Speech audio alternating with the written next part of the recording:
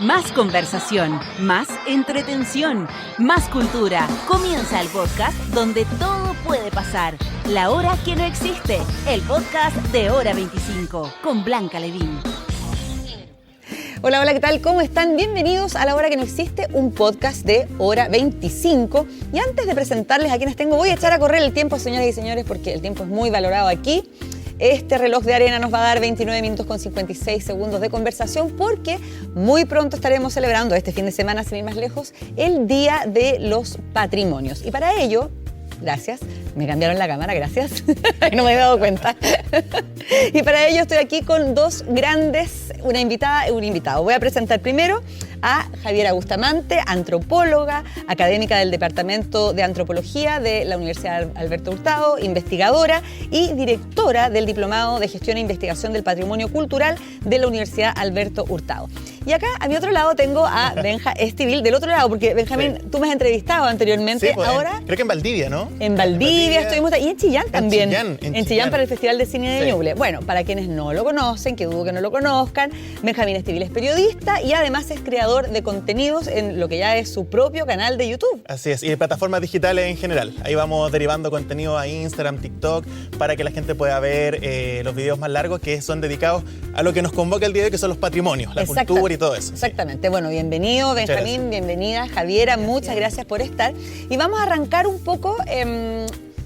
de lo externo a lo profundo. Entonces vamos a partir con Benja un poco, vamos a hablar sobre tu canal de YouTube, cómo nace, cuéntanos cómo encontramos ese canal de YouTube y qué tipo de contenidos son los que tú subes. Bueno, el canal de YouTube, en todas las redes sociales está mi nombre, Benja Estibil, E-S-T-I-B-L-I-L. Estibil. Bueno, ahí está, le falta una L, sí. Con dos L. Ahí está, bueno, ahí hay sale que arreglar en el videito, sí. Bueno, el canal nace por una necesidad mía un poco de contar unas historias que yo sentía que estaban un poco olvidadas, sobre todo de los lugares. Y que ahí, bueno, vamos a ahondar en los patrimonios y todo eso, porque siempre están estos lugares abandonados que la gente dice, mira, eso es un patrimonio, eso, ¿y qué es? No conozco la historia. Entonces, pero ¿por qué es un patrimonio? Claro, quizás es lo que sería interesante. ¿Por qué es un patrimonio? ¿Por qué está abandonado? ¿Qué es lo que hay adentro? ¿Cuál es su historia? Entonces, yo vine a responder todas esas preguntas que se hacía la gente. Entonces, iba a los lugares, los grababa, investigaba todo, de qué se trataba, qué era este lugar y cuál era su importancia. Y lo principal de los videos de YouTube es la experiencia en los lugares, porque hay desde hospitales, lugares que dicen que la gente que son castillos, o lugares más conocidos como, no sé, la morgue, cementerio y todo eso. Así que eso es como la búsqueda un poco. La búsqueda de los contenidos de tu canal de YouTube. Exacto. Y tú, Javiera, desde la antropología, ¿no es cierto? ¿Por qué crees tú que es importante que el ser humano sepa del patrimonio que lo rodea? Bueno, si hablamos de patrimonio en el sentido de los edificios, los inmuebles, me parece que es importante porque son, primero, legados de una época. En el fondo son construidos en una época que responde también a un proceso histórico de contacto, de migración, de conquista, colonización, y que esto es resultado en el fondo de un proceso que hoy día permanece hasta hoy. Entonces, me parece que es importante conocer la historia porque nos hablan de un periodo, nos hablan de una época, nos habla de una forma de pensar, pero que continúa hasta hoy en esa presencia que es el edificio, ¿no? Yo creo que lo importante de pensar estos edificios es que son un legado y que son reconocidos hoy día por un valor histórico, pero también por un valor funcional. ¿Cómo fueron ocupados esos edificios? ¿Para qué y cómo han ido cambiando en el tiempo? Hay edificios que fueron usados para casas patronales y que hoy día son, por ejemplo, centros culturales. Claro. ¿Qué pasa ahí? En el fondo, ¿por qué cambia esa figura? Ese uso, figura, su función y sus usos en el tiempo. Y me parece que es súper importante porque es lo que queda a través del tiempo, a través de lo material, que las nuevas generaciones se aproximen a ese pasado desde estos espacios que tienen una carga histórica, que tienen una memoria también, y que por eso que el Estado también los protege y los cuida, algunos más que otros, eso hay que decirlo. Claro que sí.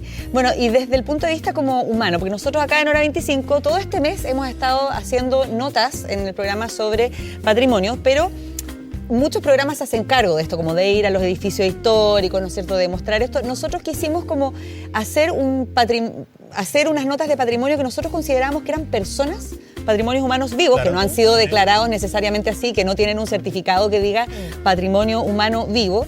Pero sí, por ejemplo, tuvimos una nota con Claudio Di Girolamo, que está justo ahora con una exposición en el Museo Taller.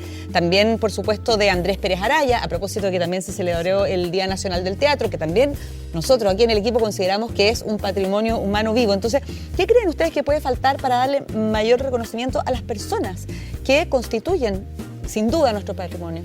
Reconocimiento, protección, porque son dos cosas distintas. Una cosa es el reconocer que, de hecho, el Ministerio de la Cultura y el Patrimonio y las Artes tiene un programa que es el programa Tesoro Humanos Vivos, donde se reconoce a portadoras de saberes como artesanas, que son como únicas en su tipo. Y que son generalmente como de pueblos originarios. No necesariamente pueblos originarios, pero también productores, personas que tienen un saber y que lo han mantenido en el tiempo. Entonces estamos hablando de alfareras, por ejemplo. Por ejemplo. Mapuche o no mapuche, Claro. pueden ser ambas. Las de Quinchamalí también. Las de Quinchamalí, las de hecho, Crin, de como- Ferrari. Había un datito que cuando fuimos a Ñuble, el premio del Festival de Cine de Ñuble era hecho por una artesana que era denominada Tesoro Humano Vivo. Que es igual Así que las guitarreras Claro, de las Quinchamalí, guitarreras. pero en vez tiene una cámara de cine, es muy Exacto. lindo. Entonces, Por ejemplo, está la Úrsula Calderón de Yagán, ¿no es cierto? Que ella era la última hablante Yagán, entonces también fue reconocida como tal. Espérate, ¿Yagán son los Cahuéscar o son otra...? Yagán son los Cahuáscar, son dos formas de mencionarlo como los Selknam y los Ona, Claro. por ejemplo, que son dos denominaciones Es que es muy difícil porque en la Patagonia hay como 4 pueblos distintos o son solo 2 que los conocemos con 2 nombres como No, son 4, occidentalizados. efectivamente. Ah, son 4. Son 4, son los Tehuelches, los Selknam, los Cahuáscar y los...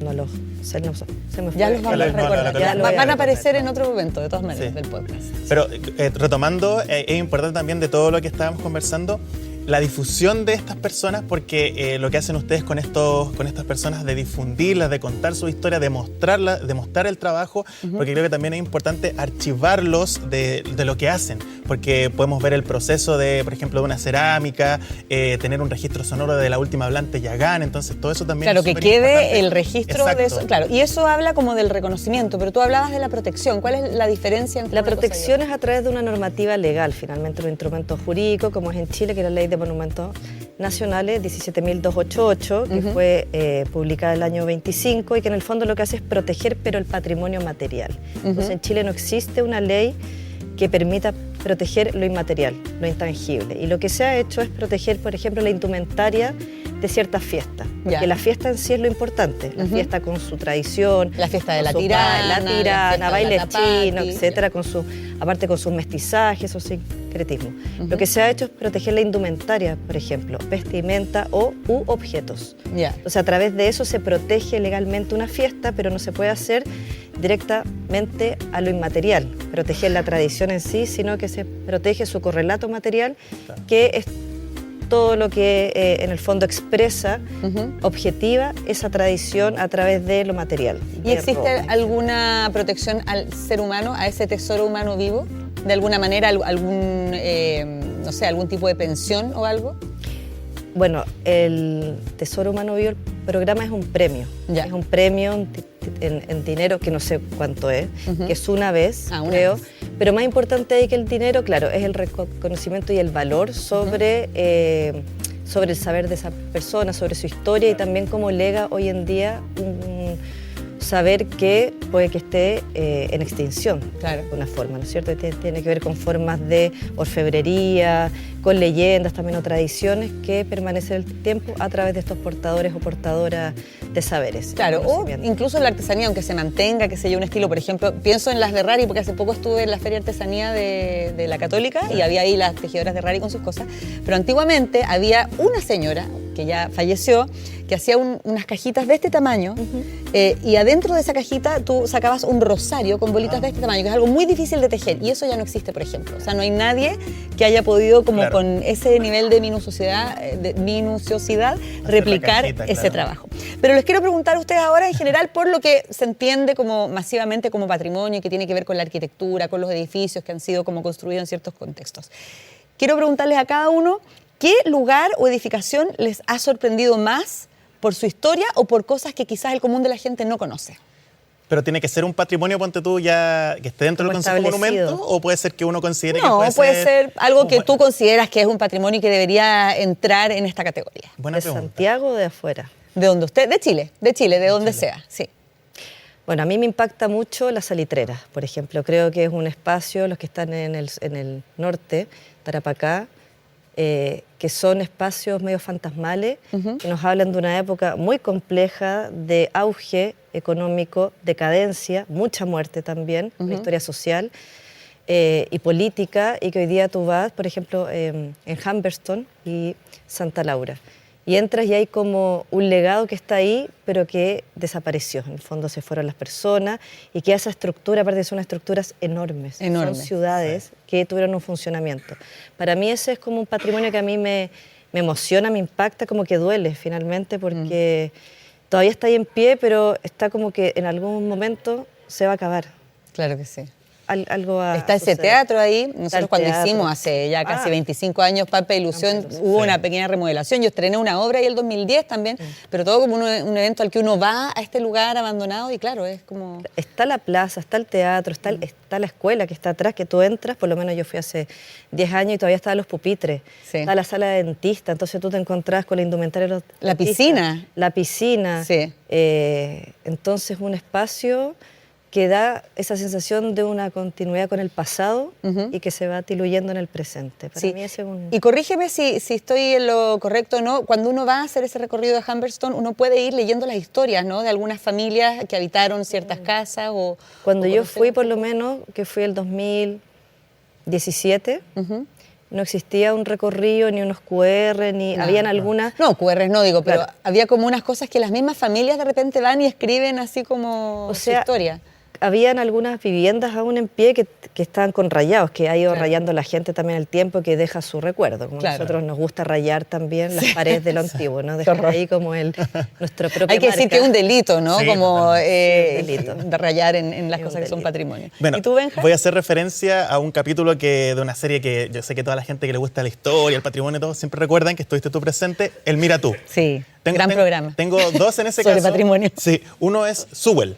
Sewell es Yo maravilloso. creo que es un lugar que es muy bonito, que en ese caso, contrastando como con las salitreras, no me pasó lo mismo que me pasaba en las salitreras, que comparto contigo. Pese a que es otro pueblo fantasma Pese a que son- minero también. Exacto, pero siento que está como un poco más cuidado, más rescatado y aún sigue en uso. O sea, la gente del Teniente sigue ocupando algunas dependencias del lugar como casino y lugares pequeños, pero tiene una magia, tiene una mística diferente, creo yo, que a las salitreras. Entonces, por eso yo creo que Sewell es un lugar que a mí me lo encuentro mágico. Entonces, la gente, si tiene la opción, la posibilidad de poder ir a Sewell, háganlo, porque les va a gustar. Es un viaje muy bonito y siempre hay alguien que justo cuando van a Sewell, un sewellino que nació allá, entonces te cuenta la historia de cómo vivían. Como en primera persona. En primera persona, exactamente. Y otro de patrimonio que podría decir que siempre me impacta es como en general todo lo que tiene que ver con salud.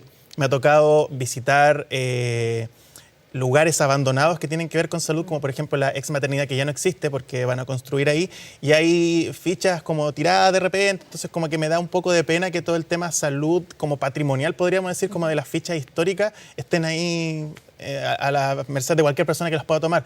Lo mismo pasaba con el San José, que ahora van a construir el Instituto Nacional del Cáncer, que hay una parte que es como monumento histórico, 100 metros para acá, después no, entonces ahí hay como una mezcla de cosas, de que la parte, creo yo, que un poco más hospitalaria o de salud está media así como ya, saquemos y construyamos alguno, lo cual puede ser que esté bien, pero a veces como que me dice, pucha, ojalá lo pudiéramos construir encima del mismo edificio. Claro, poder conservar guardarlo, algo de eso conservar para que uno pudiera ver la historia Claro. de lo que se ha hecho ahí. Claro, y yo sé que hay museos de la medicina y varias cosas, pero podríamos tener algo como más dentro de cada uno, no sé, como que se me ocurren muchas ideas de poder rescatar esas cosas que de repente están dentro de estos edificios que los botan. Claro que sí. Y el Peral también, hay muchos ejemplos de sanatorio y un montón de cosas. El Félix Bulnes, que está aquí en Quinta Normal, o sea, tenemos un listado gigante de edificios que están ahí como medio olvidados.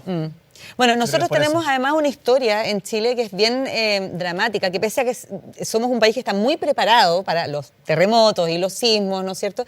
Pero siempre que hay un terremoto, algo de nuestro patrimonio se cae. ¿Cómo creen que ustedes, o cómo saben ustedes que opera el resguardo de esas cosas? ¿Cómo es posible, cómo sería posible tener como un mejor resguardo de estos edificios?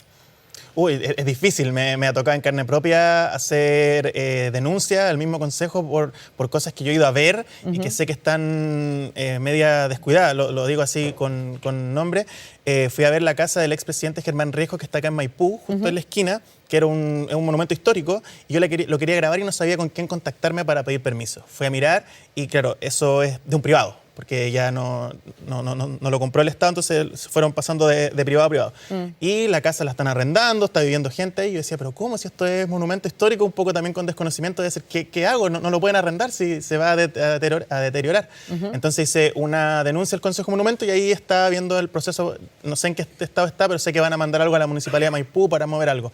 Entonces yo creo que a veces hay algunos que depende, puede ser por la distancia, por la importancia, que están más cuidados que otros. Entonces yo creo que también depende de nosotros, de los ciudadanos, de las personas que hacemos contenido, poder denunciar cuando algo está fallando. O sea, si alguien no denuncia, no pasó nada. Exacto. Entonces también es...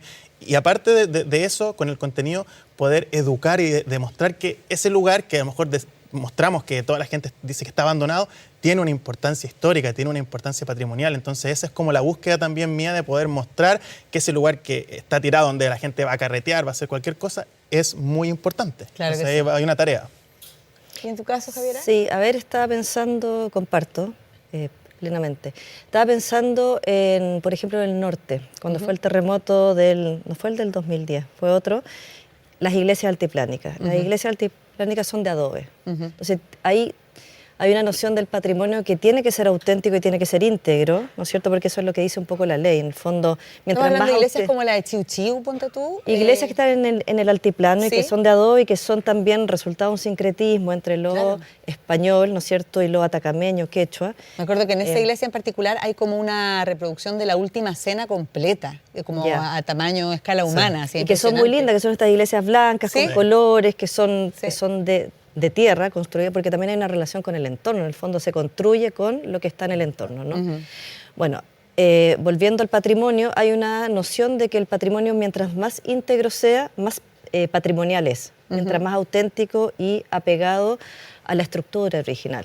Entonces, hay una resistencia a usar otros materiales. Entonces, cuando fue este terremoto, iban los expertos, el Estado, y les decía, reconstruyamos esta iglesia, pero con otros materiales para que no se vuelva a caer, porque es un país Claro, sísmico. Claro. Cultura sísmica, que han habido no sé cuántos terremotos, 22 creo, entre el 20 y el 21. Por lo tanto, esto puede suceder otra vez. Entonces, son espacios más importantes porque se usan, son cotidianos. ¿Cómo hacer para que esa iglesia que se cayó se reconstruya, pero ahora con otros materiales? Yo creo que está la clave también en la reconstrucción. Pero eso se ha hecho igual. O sea, yo me acuerdo cuando hicimos el Sí. capítulo de Piratú, por ejemplo, de la iglesia de San Francisco, que se ha caído, se ha quemado, no sé, un montón de veces. Y cuando uno hace el recorrido como patrimonial de esa iglesia, está la primera piedra, ¿no? La Sí, primera sí. piedra que se usó en la construcción de la iglesia, pero obviamente han tenido que recurrir a otras cosas para reconstruirla después. Exacto. O sea, ahí está la clave, pero no es simple siempre, porque hay una resistencia que ojalá sea Lo más lo original más auténtico claro. y original posible. Claro, En el claro. fondo, respetar los materiales, pero bueno, tú dices, ¿qué es mejor? Que dure en el tiempo Claro, y pueda o que ser se vaya a ocupada o que se caiga, ¿no? Que se caiga, claro. Y es algo inevitable porque en el fondo se va a caer, y también hay otros espacios que se caen con el tiempo. O sea, el patrimonio también está sujeto a lo inevitable del paso del tiempo, ya sea por tsunami, ya sea por la salinidad del mar, ¿no? Claro. Se destruye. Creo que en Conce hay una maestranza, ¿cómo se llaman esto? Donde hacían fierro, acero, Sí, Huachipato. Huachipato. Sí. Claro, Que la está- industria del acero. Por supuesto. Y entonces está ahí y ha sido en el tiempo muy deteriorada. Sí. Y eso ha hecho que, claro, que en el fondo, ¿cómo lo haces con un espacio que es inevitable que en el tiempo se destruya, se deteriore, se desgaste? Es como inevitable. ¿Cómo lo puedes recuperar? Porque además, bueno, ha estado muy en la agenda nacional, obviamente, el año pasado el tema de Huachipato, Sí. ahora había otra industria también en Talcahuano que corría peligro, y claro, como quién sabe si podríamos tener un nuevo pueblo fantasma grande, enorme, Exacto. en Chile, un puerto además, ¿no? Como... Ahora, yo creo que las ruinas también te hablan de algo. Sí. Finalmente, dejarlos con sus cicatrices, con sus rupturas, también, pero cuesta que se acepte esta ruina como parte de lo patrimonial también, Claro. como una huella de algo que fue, que ya no es, pero que nos habla de una memoria, una historia de los lugares. Y en ese sentido, ¿son importantes los patrimonios humanos vivos para ir contando esa historia? Totalmente, ellos son los que vivieron en carne propia la historia, y yo creo que cuando de repente en un video tengo una persona que me habla, por ejemplo, don Luis León del tren del Cajón del Maipo, que fue uno de los últimos videos que hice. Ah, claro, porque hay como un túnel en un cerro que uno siempre ve desde el camino. Y ahí hay un tren en la estación del Melocotón. Hubo un tren militar que llegó desde Puente Alto al Cajón del Maipo, y don Luis, el que yo entrevisté, él mismo fue sacando la línea en la década del 80, ahí como parte por parte, llorando, y él te cuenta que él trabajó, que manejó el tren. ¿Hasta cuándo hubo tren ahí en el Melocotón? Hasta, si no me equivoco, la década del 80, el 86, si no me equivoco, el año exacto en que él empezó a sacar la vía. Bueno, se demoró un resto en sacar. Espérate, ¿el 86 esto fue posterior al atentado contra Augusto Pinochet, que tenía su casa justamente en el Melocotón? Sí, puede ser, no desconozco si fue en la misma fecha, pero debe haber sido que empezaron a sacar el mismo año y terminaron un año después, porque era toda la vía. Claro. Pero en este caso, respondiendo a la pregunta, estas personas son fundamentales para poder ir contando la historia. Lo que pasa, por ejemplo, con las crónicas de los personajes que participaron en distintas, no sé, la Guerra del Pacífico y todo, tú tienes como el dato certero de cómo vivió él ese momento. Entonces, claro, es súper importante. Y una cosa que quería, aprovechando la pregunta anterior, de que estos pueblos fantasmas, una cosa que quiero hacer ahora es grabar industrias que estén funcionando ahora, porque muchas veces me llama la atención de cómo funcionó Humberstone en su época de oro, cómo era Sewell en su época de oro, y ahora hay algunas empresas que están viviendo su época de oro y me gustaría grabarlas para que después a lo mejor se convierten en un pueblo fantasma y tenemos un archivo muy interesante ahí de cómo se hacían, no sé, las botellas, cómo hacían fideos. Claro, inventar un montón de cosas, entonces estoy viendo ahí la opción de poder grabar industrias funcionando o que tengan que ver también con y que tengan una pueblo, historia, que tengan claro, una historia, que tengan una tradición también. Entonces ahí hay una búsqueda como adelantándose un poco a eso. Entonces ahí estamos viendo qué contenido se puede armar. Mira qué buena idea, ¿no? Como dicen, se vienen cositas. Súper. Ya, vamos a hacer un juego, querida Javiera y Benjamín. Voy a toser un poco porque no tengo agua, perdón. Sí, lo siento, estoy ahí con la garganta con un fruto seco. Ya, mira, esta es La Hora que no existe, donde todo puede pasar, ¿no? Así se llama nuestro podcast, La Hora que no existe, un podcast de Hora 25, y por eso tenemos esta nueva dinámica en la que ustedes van a tener que adivinar, mira, aquí tenemos una campanita. ¡Qué miedo! Ya, van a tener que adivinar qué lugar o edificio patrimonial es, con unas pistas que yo les voy a dar. Ya. Benjamín yo creo que me va a ganar, pero bueno. No sabemos. Yo les voy a ir dando las pistas y el primero entonces que toca la campana adivina y gana. Ya. ¿Estamos listos? ¿Estamos listos? Vamos. ¿Sí? Sí. Ya. Vamos con la primera. Igual las primeras pistas siempre es bien general. O sea, la primera pista es como que les digo la pista y podría ser cualquier cosa. Pero lo entretenido es que ustedes igual se arriesguen. Ya. Igual digan y por último hablamos de eso que se les ocurrió. ¿Ya? Listo. Entonces, el primer edificio o edificación está, o edificación o construcción, no sé, está frente a la Alameda. ¿La Moneda? No. Pero cuéntame por qué fue lo primero que se te vino a la cabeza. Como el edificio que todos visitan, vamos a Santiago, vamos a Chile, La Moneda. Perfecto. Bueno, es como Santiago uno se imagina La Moneda. Claro. Muy bien, pero no. Pista 2. En 1986 fue declarada monumento histórico. Es que se declararon tanto. Arriésguense. ¿Quién? Dale. La iglesia de San Francisco. ¿Ya? No. ¿No? Lo dije porque estaba entre La Moneda y la iglesia de San Francisco. Ah, ya, perfecto. Para descartarla. ¿Estación Mapocho? No, pero tibio. ¿Por qué se te ocurrió la estación Mapocho? Porque es fantástica, es enorme, es preciosa, pero no sé si fue declarada ahí, creo que es uno de los patrimonios que está... Es muy larga la Alameda, es una pista amplia, ¿no? Sí. Pero yo pienso, claro, en esta, La Moneda, son como los dos referentes más importantes. Pero la estación Mapocho no está frente a la Alameda. Mira, su estructura metálica, esta es la pista de la que sí es, su estructura metálica fue diseñada por la misma firma que construyó la Torre Eiffel. Estación Mapocho, perdón, Estación Central. Muy bien, sí, ganadora de esta primera pregunta, Javiera Bustamante. Es que yo de repente falla. tú dijiste la Alameda muy larga y yo dije, claro, ella está pensando en Estación Central, pero dijo Estación Mapocho. Claro, muy bien. Central. Aunque la otra también es fantástica. También Sí, es fantástica. espectacular. Totalmente. Y echamos de menos también la que estaba ahí en Baquedano, pues la estación Pirque que se hizo... El año pasado se hizo como una maqueta, claro. Sí, como con una tela, como que la reconstruyeron y hermosa. Era como una gigantografía de lo que era Claro. esa estación que estaba ahí en el Parque Bustamante. Exactamente. Sí. ¿Saben cuándo fue inaugurada la Estación Central como terminal de ferrocarriles? En 1857. Miren qué hermosura. Estación Central, ya. Bueno, y hay un mito urbano también muy A ver, entretenido. a ver. El túnel Matucana. El túnel Matucana se construyó en 1945 respondiendo a que el tren pasaba justamente por Matucana y atropellaba a mucha gente. Entonces decidieron las autoridades de esa época esconder la línea ferroviaria y está el túnel Matucana que cruza la Quinta Normal, el IMBA, pasa por debajo del USACH y emerge de nuevo por la estación central. Es el tren que a día de hoy está el tren del recuerdo y pasan algunos trenes de carga por ahí abajo. Entonces, ¿siguen pasando trenes por ahí? Cuando escuchen un tren así, el del sector de zona norte más o menos, suena el tren, ese tren que pasa por debajo de Santiago. Yo nunca he hecho ese recorrido. ¿Y se puede hacer? Sí, pues el tren del recuerdo. Entonces, ¿Y se puede hacer, por ejemplo, este sábado, que es el Día de los Patrimonios? probablemente lo tengan, hacen Pero un qué datazo. recorrido más corto, pasan por el túnel y se devuelven. Ya. Entonces llevan gente todo el rato. Claro, no es que viajen No a es que otro viajen a lugar, San pero Antonio, claro, o a no sé dónde, Claro. o al norte. Ya. Segunda pregunta. Segunda edificación Ya. patrimonial. Su construcción comenzó en el siglo XVIII. Ya, lo que quieran. No. Puede ser. Estamos lejos, pero voy a decir de nuevo la iglesia de San Francisco, solamente Pues por no. descarte. No. Y yo diría que la iglesia de San Francisco fue antes. Fue antes, ¿no? Sí. Sí. Yo creo que siglo XVII. Sí. Sí, yo también creo que sí. siglo Fue la XVII. primera iglesia en ser construida en la época colonial, Sí. si no me equivoco. Exactamente. De hecho, dicen que es el edificio más antiguo de Santiago. Debería ser como dentro de los más antiguos. Bueno, y con el tema sísmico, ellos me explicaban que pusieron como una especie de piedritas redondas para que el suelo de las iglesias se pudiera mover.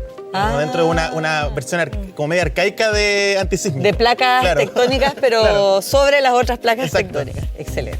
Ya, segunda pista. Su fachada neoclásica contrasta con su interior barroco. Ya, aquí esta se la facilita bastante, Ya. aunque podría... No. Está ubicada frente a la Plaza de Armas de Santiago. Ya, pueden ser dos. Voy a regarme con una. La Catedral de Santiago. Muy bien. Iba a decir que alberga las tumbas de importantes figuras eclesiásticas chilenas, Ahí aunque está, sí. en la iglesia de San Francisco también hay harta gente ahí Sí, enterrada, así sí. que...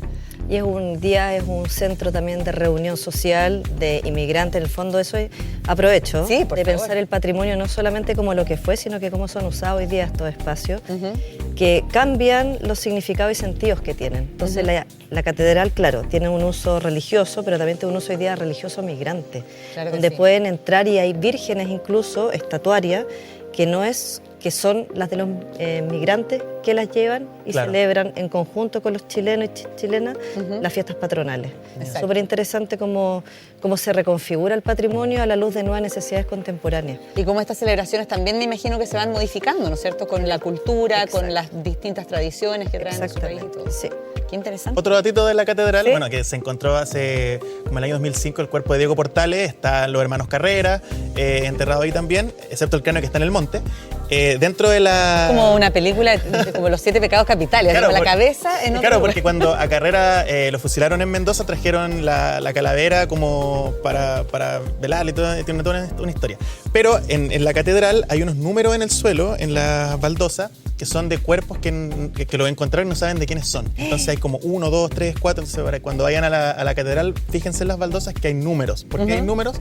Porque son cuerpos que encontraron que no saben de quiénes son. ¿Y no hay ninguna posibilidad, ningún vestigio con que se pueda estudiar eso? Por lo menos en esa época no lo hicieron, y los dejaron ahí, pero Pero si un están número. con número ahora, podrían ir especial. Creo que tiene un tiempo en el cual la evidencia puede ser estudiada. Ya. Pero de ahí hacia atrás tengo entendido que los forenses no sé si tienen la sí. capacidad de identificar. De identificar Sí. a los cuerpos. Qué tristeza. Tiene que ver con la mantención también de los restos óseos. Ya, vamos a ir con la última pregunta para desempatar. A ver quién gana este round. Lo voy a elegir yo porque tengo 2 preguntas más. Ya, Ya, vamos a descentralizar la cosa. ok. Este es un conjunto de edificaciones que fueron construidas a fines del siglo XIX. ¿Nadie se arriesga? Sí, ok. no. Destacan por sus fachadas coloridas. Putaendo, No. podría ser. A ver, háblame de Putaendo porque no tengo idea de qué me estás hablando. Putaendo es un pueblo que está en la quinta región, Sí. al interior, cerca de San Felipe, y que es zona típica. Ujú.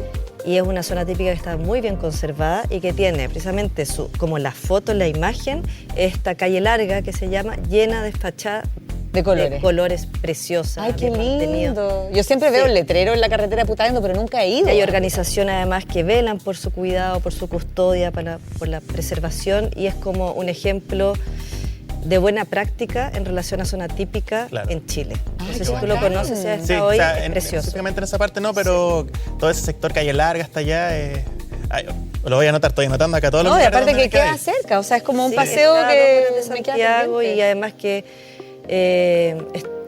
tiene como toda una tradición en torno a lo culinario. Entonces, no es solamente la casa, sino que es como la tradición que se mantiene dentro de otras actividades en el pueblo. Así En que el pueblo. Qué bacán. absolutamente recomendable Paseo a Putaendo. Totalmente. conocerlo. Agendado. Sí.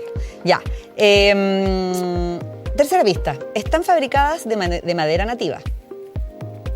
Uy, me la juego. Sí.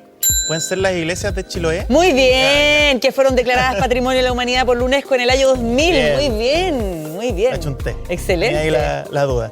Chiloé es un pendiente mío también, así que ¿Sí? tengo que salir un poquito más de Santiago porque, bueno, es un tema de costo y también de tiempo para poder ir por Chile conociendo lugares, porque hay algunos que conozco por el computador nomás.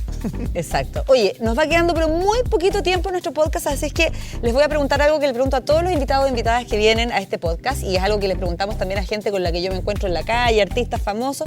¿Qué están viendo, leyendo o escuchando? Elijan qué quieren recomendarnos de lo que han visto en series, películas, de lo que están escuchando en música o de lo que están leyendo. Buena Sus pregunta. recomendaciones. Tengo un libro que está pendiente ahí en el dormitorio, Tesoros Chilenos de Francisco Ortega, ¿Ya? lanzado hace muy poco y que cuenta un poco de todos estos, claramente, tesoros chilenos escondidos a lo largo de todo el país. El tesoro de Guayacán, el tesoro de los jesuitas, hay de todo ahí. No lo he leído, así que estoy pendiente, pero lo quiero recomendar también porque es muy interesante, como los videos que yo hago yo, pero llevado a texto con una buena investigación de Francisco, así que... Excelente. Aprobado. Buena recomendación. Súper. Vamos, Bueno, Javier. yo ahora estoy más en narrativa, ficción. Estoy leyendo a Leonardo Padura, un cubano, Sí. Volver a La Habana, Perfecto. y que nos habla de ciudades. Él Se cruza igual el tema patrimonial. Se cruza porque él habla de los barrios, de la importancia de los barrios, de ese arraigo que hay en las calles, en las esquinas, en los restaurantes. Entonces es un libro muy arquitectónico, urbano, de mucha memoria de La Habana. Así Exacto. que Aparte estoy- que los lugares que habitamos igual construyen un mapa Sí, emocional en la vida de todas las personas. Sí. Oye, quiero agradecerles por haber venido, se nos acabó el tiempo. Muchas gracias, Benjamín, por haber compartido en La Hora que no existe.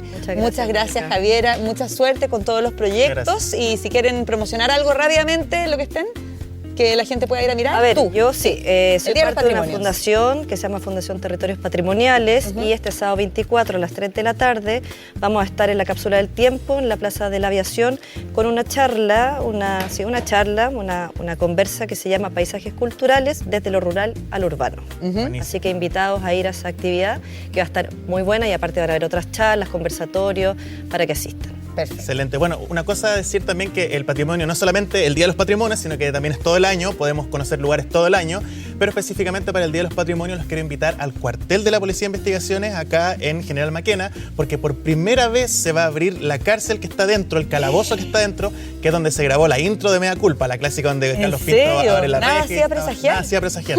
Donde estuvieron de los criminales más importantes de la historia de Chile como el Cabro Carrera. Así que No. domingo 25 de mayo, frontis del cuartel de la PDI ahí en General Maquena. Todo invitado. Hay que inscribirse y ojalá no tengan nada raro porque los pueden meter preso. Exacto. Bueno, yo aprovecho de invitar también a nuestra audiencia a que vengan a Televisión Nacional de Chile en el Día de los Patrimonios, que el sábado 24 de mayo, como todos los años, vamos a estar abriendo nuestras puertas para que usted conozca los estudios, conozca los programas.